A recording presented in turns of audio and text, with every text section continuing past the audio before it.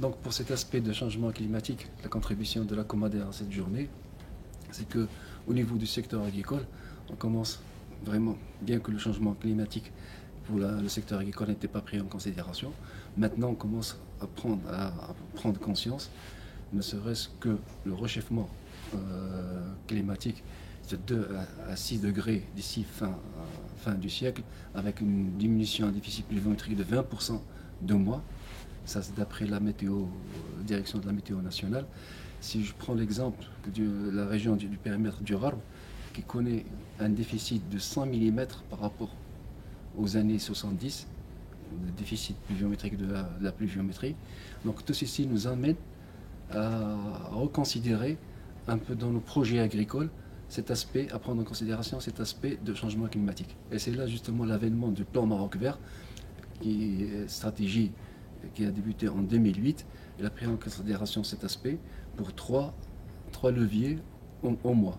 Premier levier, au niveau de l'économie d'eau, d'irrigation, un programme très ambitieux de reconversion d'irrigation du gravitaire au goutte à goutte sur 500 000 hectares pour un projet d'un financement de 37 milliards de dirhams et qui vont économiser à peu près 1 milliard 200 millions de mètres cubes par an. Deuxième aspect, c'est plantation de 1 million d'hectares d'arboriculture au lieu des céréales très extensifs. Là, ça va permettre d'améliorer le revenu des agriculteurs et d'atténuer, bien sûr, ces effets de changement climatique. Le troisième levier, c'est au niveau du FDA, le Fonds de développement agricole, des subventions octroyées pour la reconversion, par exemple. L'État prend en charge de 80 à 100% de subventions octroyées aux agriculteurs. Tous ces leviers vont permettre justement d'atténuer ces effets de changement climatique. Ajouté à cela, il y a l'Agence de développement agricole qui a été accréditée auprès des bailleurs de fonds, et plusieurs bailleurs de fonds financent actuellement des études, la FAO, la Banque mondiale, le FEM, le Fonds mondial de l'environnement.